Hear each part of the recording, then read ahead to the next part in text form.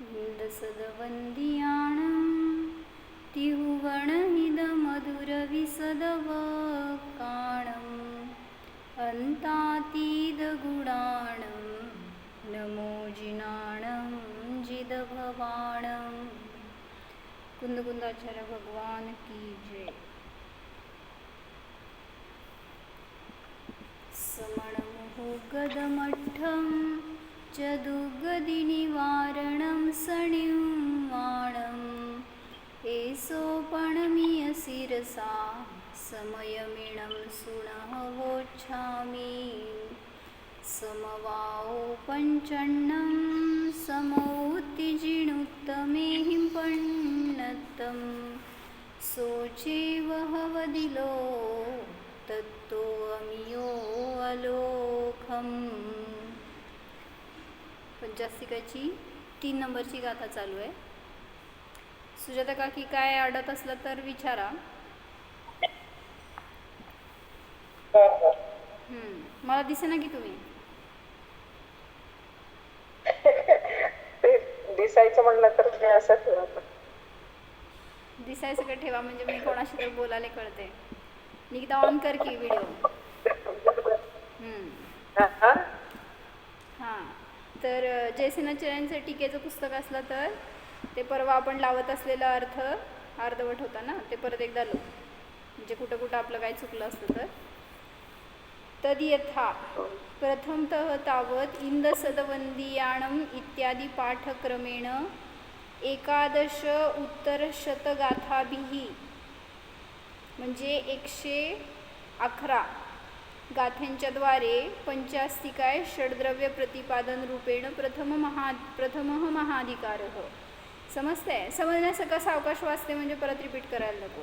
इंदसदवंदियाणम सुरुवात करून 111 गाथेंचा पहिला महाधिकार आहे। काय नाव आहे त्याचं? पंचास्तिकाय षड्द्रव्य अधिकार असं ते पहिलं महाधिकार आहे। अथवा सह एव अमृतचंद्र टीका अभिप्रायेण 3+ पर्यंतः च, आणि तोच पहिला महाधिकार अमृतचंद्राचार्यांच्या अभिप्रायाने 103 गाथेपर्यंत आहे।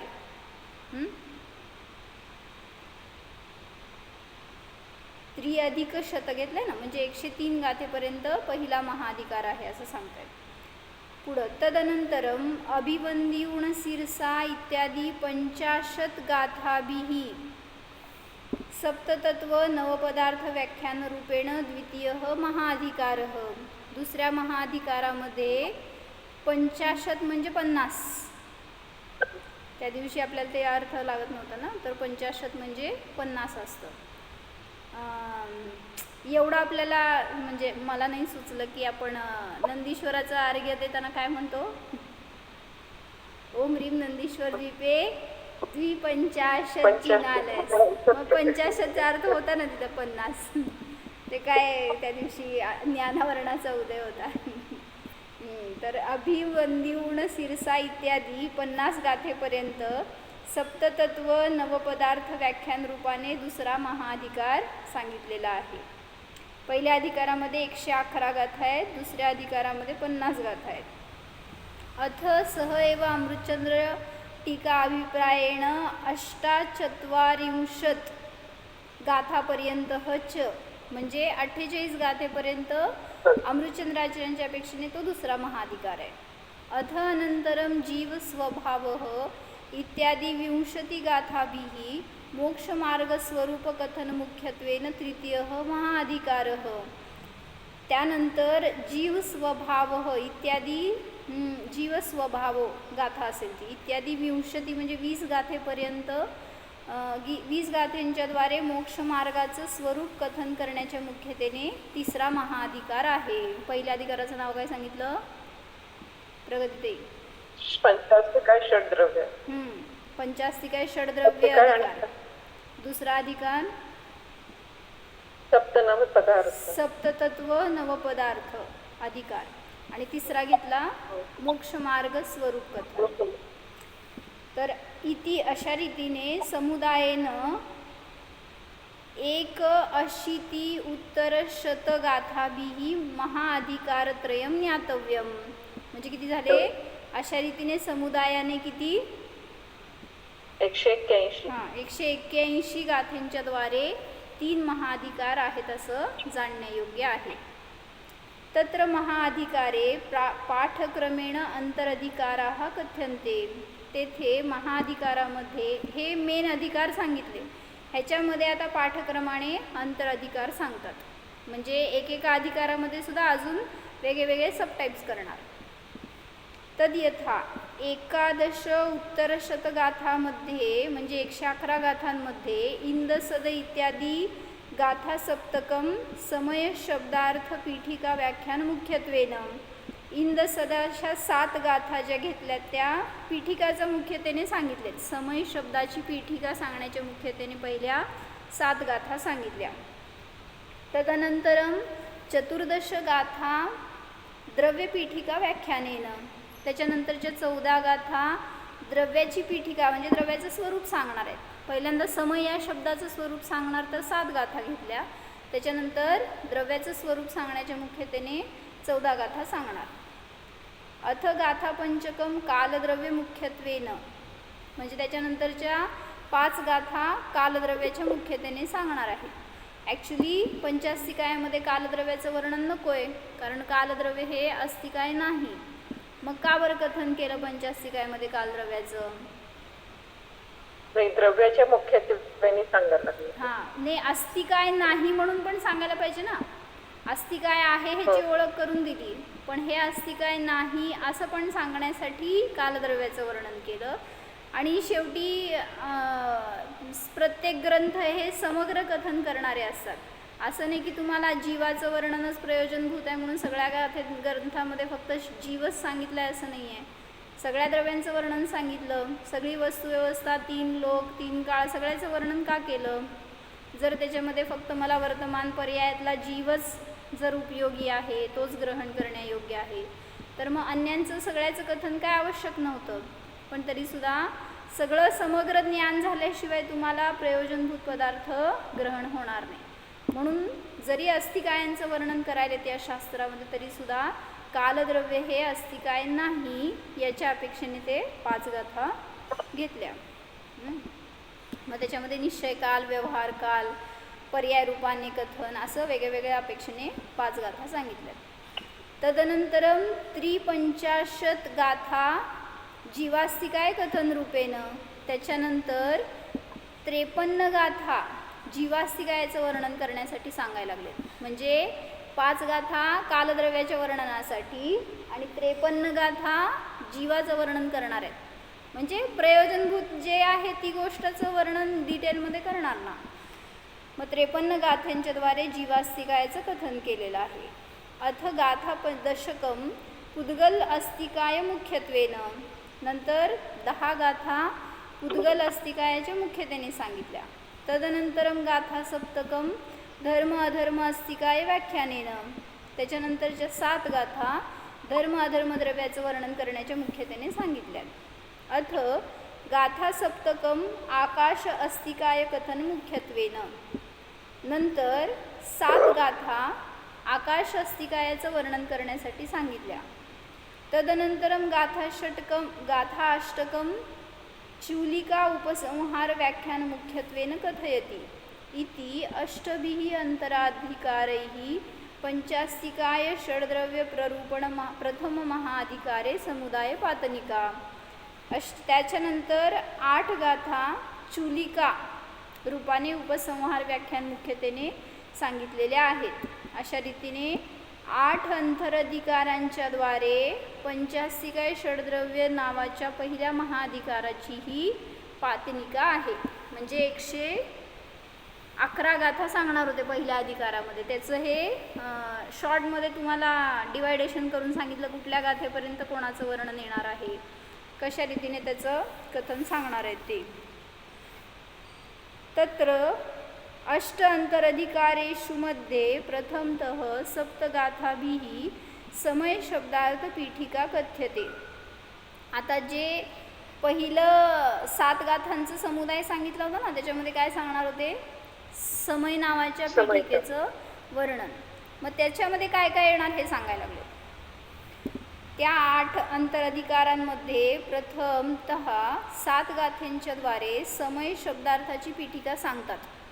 तासु सप्तगाथासु मध्ये गाथाद्वयेन इष्ट अधिकृत अभिमत देवता नमस्कार मंगलार्थ.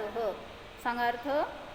त्या 7 गाथेमध्ये 2 गाथेंच्या द्वारे इष्ट अधिकृत आणि अभिमत देवतेला नमस्कार रूप मंगलार्थ मंगल करण्यासाठी ह्या इष्ट अधिकृत अभिमत देवतांना नमस्कार केला आहे. त्या 2 गाथांमध्ये म्हणजे 7 गाथेंमध्ये पहिल्या 2 गाथा नमस्काराच्या मुख्यतेने सांगितलेल्या आहेत. अथ गाथात्रयेण पंचास्तिकाय संक्षेप व्याख्यानम. नंतर 3 गाथेच्या द्वारे 5 अस्तिकायांचं संक्षेप रूपाने व्याख्यान सांगणार. तदनंतरम एक गाथया कालसहित पंचास्तिकायानां द्रव्य संज्ञा. त्यानंतर 1 गाथेच्या द्वारे कालसहित 5 अस्तिकायांना द्रव्य ही संज्ञा दिली आहे हे सांगायला लागले. म्हणजे 6 द्रव्यांचं कथन पण एका गाथेमध्ये केलं का द्रव्य या नावाखाली त्या सगळ्यांना ग्रहण केलं. पण अस्तिकाय म्हणून सांगत असताना त्यामध्ये 5 वेगळे काढले जाणार. काय म्हणले प्रगतीताई?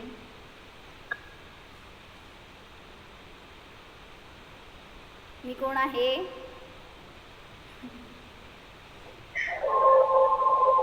जीवास्तिकाय. आणि कालद्रव्य आहे हे अस्तिकाय नाही.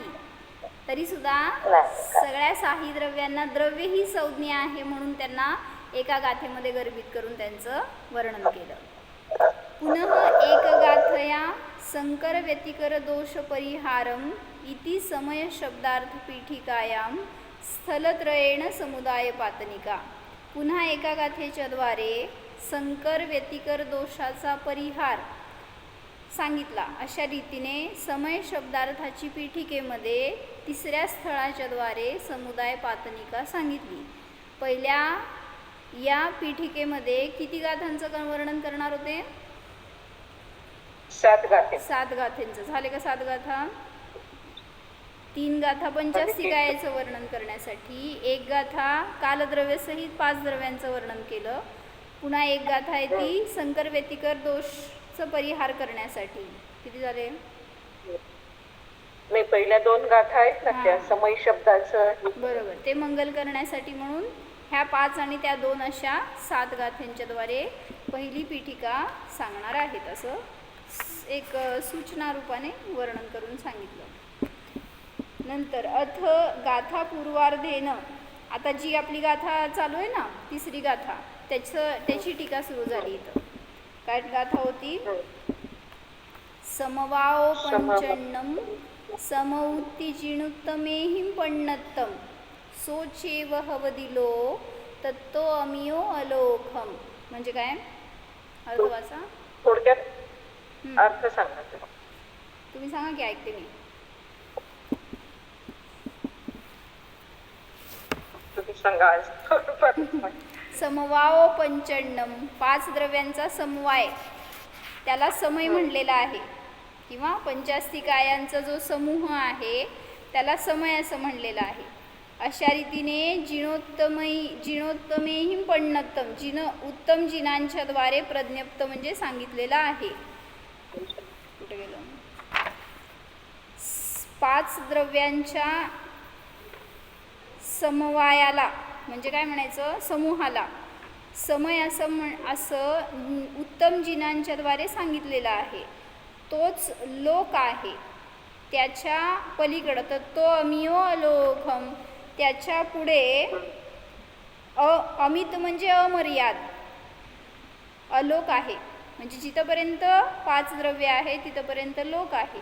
त्याच्या बाहेर अमित म्हणजे काय? अनंत अलोक आहे. म्हणून लोक आणि अलोकाचा विभाग सुद्धा एका गाथेमध्ये सांगितला.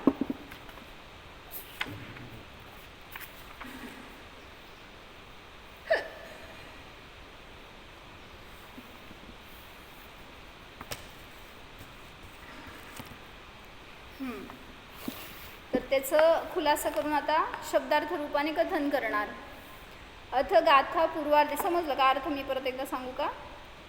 आगे शब्द ज्ञान अर्थ इन तीन भेदों में से. 3 समय बघणार होतं ना आपण, सांगितलं होतं, आता नाही राहिलं इथं. म्हणजे ज्ञान समय, अर्थ समय आणि शब्द समय. म्हणजे काय, जरा असं आता परिभाषा लक्षात आहे. ज्ञान समय म्हणजे त्या समयाविषयीचं भावभासन. शब्द समय म्हणजे स म य हे शब्द. आणि अर्थ समय म्हणजे तो पदार्थ ज्याला की तुम्हाला वाच्य करायचं आहे.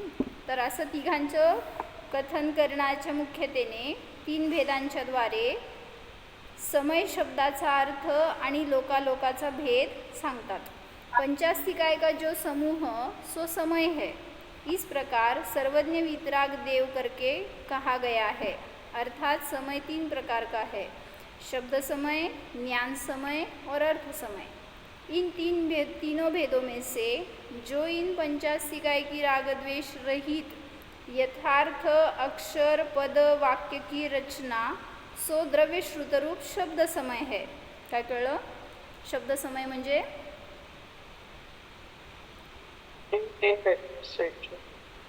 अक्षराची, वाक्याची, त्या शब्दांची रचना, त्याला म्हणलं शब्द समय.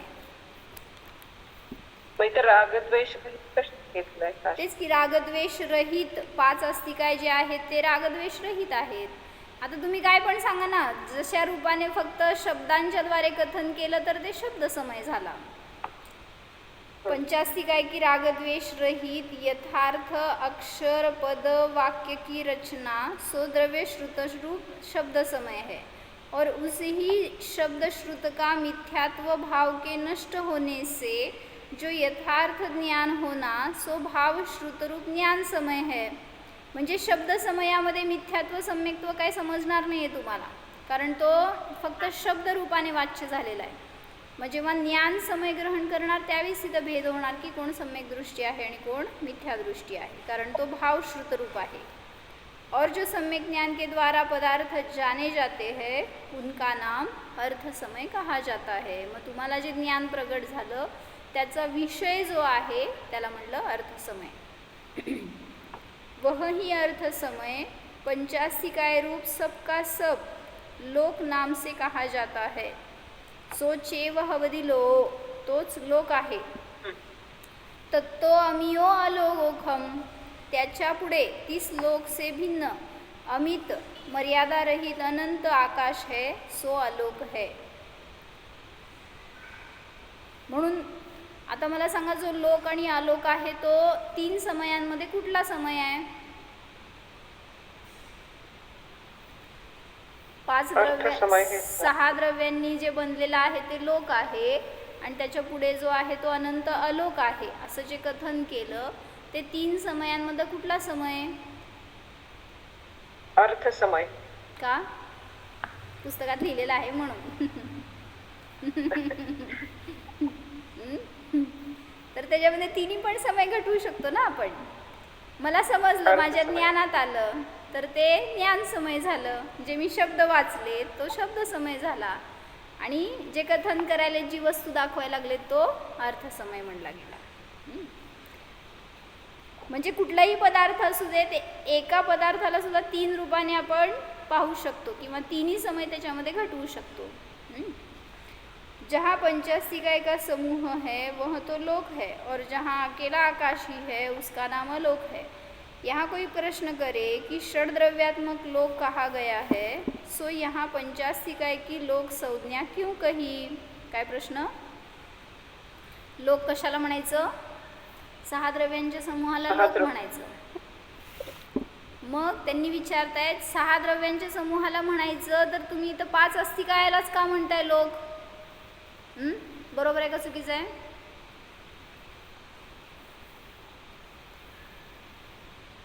कळलं का प्रश्न काय सांगितले?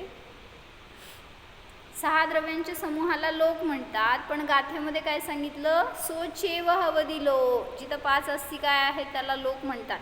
मग 6वे द्रव्य नसताना पण लोक म्हटलं ना, मग ते बरोबर आहे का चुकीचं आहे? तर त्याचं समाधान देतात की या ग्रंथामध्ये मुख्यतः पंचास्तिकायाच्या कथनाची आहे. कालद्रव्याचं वर्णन आहे, त्याचा अभाव नाही केला आम्ही, पण ते गौण आहे. त्याला अस्ति काय नाही म्हणलं, म्हणून त्याला जरी ते आहे तरीसुद्धा नाही रूपाने आहे. इस कारण लोक संज्ञा पंचास्तिकाय की ही कही है, काल का कथन नहीं किया है, उसमें मुख्य गौण का भेद है. षड्द्रव्यात्मक लोक यह भी कथन प्रमाण है, परंतु यहाँ पर विवक्षा नहीं है. त्यामुळं जिथं जसं आचार्य वर्णन करणार त्यानुसार अभिप्राय समजून घ्या. चला तर काय सांगायले, अथ गाथा पूर्वार्धेन शब्द ज्ञान अर्थ रूपेण त्रिधा अभिधेयताम समय शब्दस्य. काय सांगायला लागले, गाथेच्या पूर्वार्धाने म्हणजे पहिली ओळ जी घेतली त्याच्यामध्ये शब्द ज्ञान आणि अर्थ रूपाने 3 प्रकाराच्या द्वारे अभिधेय अशा समय शब्दाचं कथन करणार आहेत. म्हणजे समय शब्दाची अभिधेयता आहे पहिल्या गाथेच्या पूर्वार्धाने, म्हणजे 3 समय सांगायचे आहेत असं सांगायला लागले. उत्तरार्धेन तू लोकालोक विभागम च प्रतिपादयामी इति अभिप्राय मनसी धृत्वा सूत्रम इदम कथयति. परंतु उत्तरार्धाच्या द्वारे म्हणजे गाथेच्या पुढच्या भागाच्या द्वारे लोकालोकाचा विभाग मी प्रतिपादन करतो असा अभिप्राय मनामध्ये धारण करून आचार्य हे सूत्र सांगतात. एवं अग्रे अपि वक्षमाणं विवक्षित अविवक्षित सूत्रार्थम मनसी संप्रधार्य. अशा प्रकाराने पुढे देखील जे काय कथन करण्यायोग्य आहे तर त्या वक्षमाण ज्याचं कथन करणार आहे अशा त्या गोष्टींचं विवक्षित अविवक्षित सूत्रार्थ मनामध्ये धारण करून हे सूत्र सांगायलेत असं सांगतात. अथवा अस्य सूत्रस्य अग्रे सूत्रमिदम उचितं भवति इति एवं निश्चित्य सूत्रमिदं प्रतिपादयति. अथवा या सूत्राच्या पुढे हे सूत्र आहे, हे सूत्र उचित आहे अशा प्रकाराने निश्चय करून हे सूत्र प्रतिपादन करतात. म्हणजे काय, एक अलॉटमेंट म्हणतात ना, ह्याच्यानंतर ते सांगणार त्याच्यानंतर ते सांगणार अशा गाथांचं क्रम टाकून देणार आहेत आणि त्याच्यामध्ये बद्ध केल्या गाथा. म्हणजे सगळं प्री प्लॅन्ड आहे ना आचार्यांचं. मी अशी जिनवाणी सांगणार आहे, असं जिनवाणीचं कथन लिहिणार आहे किंवा असं माझ्याकडून वक्तव्य होणार आहे, ह्याच्यानंतर ह्या गाथांचं कथन. म्हणजे पहिल्यांदा सगळं सेटअप आहे, त्याशिवाय ग्रंथ लिहायला सुद्धा बसू शकत नाहीत, बसत नाहीत. म्हणजे आपण कसं काम करताना पुढं पुढं जेव्हा जसं होईल तसं बघत जाऊ. किती रोटल्या करायच्या हो, पाहुणे येणार आहेत, किती रोटल्या करायच्या सांगा. कसं खाते तसं बघत करायचं का? काय करायचं म्हणजे एक प्री प्लॅन्ड असायला पाहिजे ना. एक 8-10 पाहुणे येणार आहेत म्हटल्यावर तुम्हाला एक अंदाज असतोय की एवढं करायचं आहे. नाहीतर मग आले 2 जण जेवायला बसले, कणिक मळली, रोटली गेली, संपल्या. परत 2 जण बसले म्हटल्यावर परत करायला लागल्यावर त्याला शाणं म्हणणार नाहीत. म्हणून एक जसं आचार्यांचं पद्धत आहे तशी पद्धत आपण पण वापरतो संसारामध्ये. पण इथं त्यांच्या बुद्धीची कुशलता, त्या ज्ञानाची विशुद्धी अशी आहे की त्यांना सगळं युगपत त्या शास्त्राचं ज्ञान झालं आहे आणि त्याच्यानुसार त्यांनी ते लिहायला सुरुवात केली आहे. आपण वाचायला लागलो तरी, किती पारायण केले तरी सुद्धा आपल्याला त्या ग्रंथांचं काय म्हणायचं ज्ञानामध्ये अवगम होत नाही लवकर. तर 3री गाथा चालू आहे, त्यामुळं जसं काही होईल तर ज्याला शक्य आहे त्यांनी गाथा बायहार्ट करा, चिंतनामध्ये घ्या. त्याच्या निमित्तामध्ये थोडी विशुद्धी राहते, थोडं चिंतनाला विषय राहतो आणि सोप्या आहेत गाथा. असं जोपर्यंत जाईल तेवढं जायचं, नाहीतरी आपल्या ज्ञानाला काय म्हणते धार लागते त्याच्या निमित्तात. इति पातनिका लक्षणम अनेन क्रमेण यथा संभवम सर्वत्र ज्ञातव्यम. अशा रीतीने पातनिका लक्षण या क्रमाने यथा संभव सर्वत्र जाणण्यायोग्य आहे.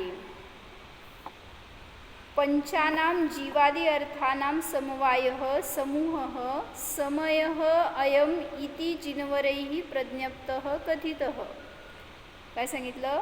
5 जीवादी पदार्थांचा समवाय म्हणजे समूह, त्याला तो हा समय आहे. अशा प्रकारे जिनवरांच्याद्वारे प्रज्ञप्त म्हणजेच कथन केलेलं आहे. सहचैव पंचानां मेलापकः समूहः भवति. आणि तोच पाचांचा मेलाप म्हणजेच मिसळलेला समूह म्हणा, त्यालाच समय म्हणलेला आहे. काय कळलं? जीवादी 5 पदार्थांचा जो समूह आहे त्याला समय म्हणलेला आहे. सहचैव पंचानां मेलापकः, आणि तो समय कसा आहे? पाचांचा मिसळलेला रूप समूह रूप आहे. सहकः, तो कोण आहे? लोकः, लोक आहे. ततः तस्मात् पंचानां जीवादी अर्थानां समवायात बहिर्भूतः अमितः अप्रमाणः अथवा अकृत्रिमः न केनापि कृतं न केवलं लोकः अलोकः इति आख्या संज्ञा यस्य सह भवति अलोकाख्यः. ततः म्हणजे म्हणून त्या 5 जीवादी पदार्थांच्या समवायाहून बहिर्भूत म्हणजे त्या समूहाहून बाहेर, जिथं की 5 द्रव्यांचा समूह आहे, कुठं आहे? लोकामध्ये. तर त्याच्या बाहेर जिथं 5 द्रव्यांचा समूह आहे त्याच्या बहिर्भूत म्हणजे बाहेर, अमित म्हणजे ज्याला मर्यादा नाही असं अप्रमाण, अथवा अमो म्हणजे दुसरा अर्थ घेतला की त्यांनी अकृत्रिम. अमित म्हणजे अप्रमाण असं सांगितलं जातं, त्याचाच दुसरा पाठभेद सांगितलं अकृत्रिम. कसा अर्थ काढला अकृत्रिम?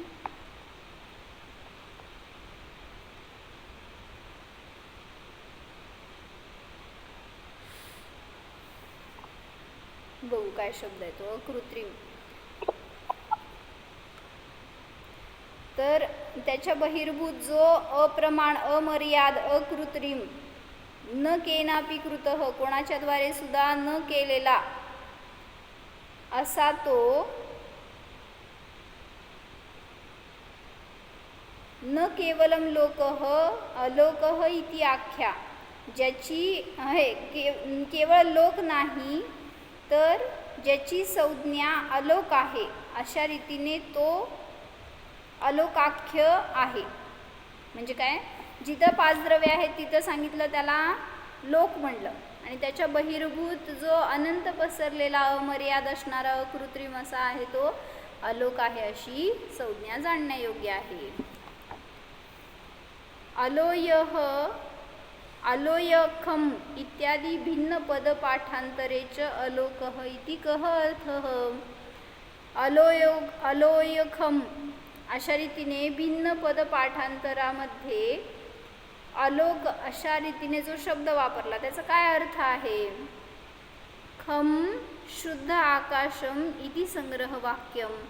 जो गाथेत खम शब्द आलाय ना, ख म्हणजे आकाश, तर असं ते शुद्ध आकाश, खम म्हणजे शुद्ध आकाश असं संग्रह वाक्य म्हणजे असं ग्रहण करण्यायोग्य आहे. तद्यथा समय शब्दस्य शब्द ज्ञान अर्थभेदेन पूर्वोक्तम एव त्रिधा व्याख्यानं विव्रियते. ते याप्रमाणे करताय का अर्थ? काकी करा. निकिता अर्थ करते का? कर. समय शब्दाचं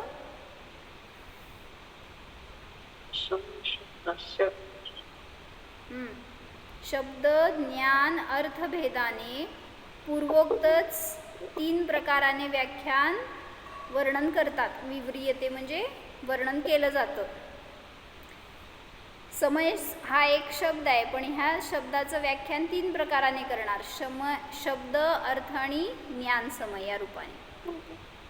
पंचानां जीवादी अस्तिकायानां प्रतिपादकः वर्णपद वाक्यरूपः वादः पाठः शब्दसमयः द्रव्यागमः इति यावत. सगळे एकार्थवाची शब्द सांगितले. 5 जीवादी अस्तिकायांचं प्रतिपादक कोण आहे? वर्णपद वाक्यरूप जो वाद म्हणा, पाठ म्हणा, शब्दसमय म्हणा, द्रव्यागम म्हणा, इति यावत अशा प्रमाणे जे काय ते शब्द आहेत त्या समयाला सांगणारे तर ते सगळे शब्दसमय सांगितले. तेषाम एव पंचानां मिथ्यात्व उदय अभावे सती संशय विमोह विभ्रमरहितत्वेन सम्यक अवायः बोधः निर्णयः निश्चयः ज्ञानसमयः. आता ज्ञानसमय सांगतायत, सांगा. तेषामेव म्हणजे त्याच पाचांचंच, जे पाच अस्ति काय घेतलेत ना त्या पाचांचंच मिथ्यात्व उदयाचा अभाव असताना संशय विमोह विभ्रमरहित सम्यक अवाय म्हणजे निर्णय म्हणा, बोध म्हणा, निश्चय म्हणा, तो ज्ञान समय आहे. जेव्हा मिथ्यात्वाचा म्हणजे दर्शन मोहाचा अभाव झाला त्या समयाला जेव्हा निर्णय केला की हा मी सगळ्यापासून भिन्न ज्ञान समय रूप आहे, असा जो निर्णय केला तो झाला ज्ञान समय. जी भाववासना झाली यथार्थ ते झालं ज्ञान समय.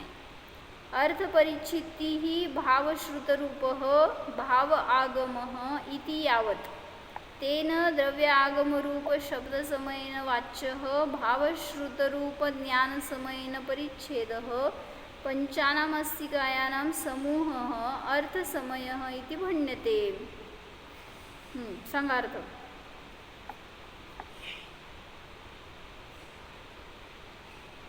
अर्थपरिच्छित्ती म्हणजे ॲक्च्युली इथंपर्यंत घ्यायला पाहिजे बरं का. ते ज्ञान समय सांगितलं ना, त्याच्यानंतर त्यालाच म्हणलं अर्थपरिच्छित्ती, त्यालाच म्हणलं भावश्रुतरूप, भावागम, हे सगळे एक अर्थवाची शब्द आहेत. ज्ञान समयालाच हे सगळे शब्द घेतले. म्हणजे जो की भावग्रहण झाला ना, तर ते ज्ञान समय म्हणा, निर्णय म्हणा, निश्चय म्हणा, सम्यक अवाय म्हणा, बोध म्हणा, अर्थपरिच्छित्ती म्हणा, भावश्रुतरूप म्हणा आणि भावागम म्हणा, इति यावत अशा रीतीने त्या द्रव्य आगमरूप शब्द समयाच्या द्वारे वाच्य भावश्रुतरूप ज्ञान समयाच्या द्वारे परिच्छेद म्हणजे जाणण्यायोग्य पाच अस्तिकायांचा समूह तो अर्थसमय आहे असं सांगितलं जातं. म्हणजे जो काय तुम्हाला शब्दाच्या द्वारे दाखवला, ज्ञानाच्या द्वारे तुम्ही ग्रहण केला, तर तो असा जो ज्ञानाचा गम्य झालेला विषय आहे त्याला म्हणलं अर्थसमय. म्हणजे जो की बहिरंगामध्ये प्रेझेंट असा विषय तो फिजिकल, त्याला म्हणलं अर्थसमय. काय कळलं सांगा. परत एकदा सांगा. ज्ञान समय अर्थ समय परत एकदा सांगा. हां, म्हणजे काय घेतलं, पहिल्यांदा शब्द समय सांगितलं, ते शब्द आहेत. ज्ञान समय काय म्हणलं, जो की त्या पाच पदार्थांचा, पाच द्रव्यांचा तुम्ही ज्ञानात निर्णय केला, त्याला भावश्रुतरूप झालं ते. मग जो अर्थ तुमच्या ज्ञानात आला त्याला म्हणलं ज्ञान समय. आणि तो द्रव्य बाहेर जो पदार्थ उपलब्ध आहे, उपस्थित आहे, त्याला म्हणलं अर्थसमय. म्हणजे बहिरंगातला पदार्थ अर्थसमय आहे, तो ज्ञानात आला त्याला म्हणलं ज्ञान समय.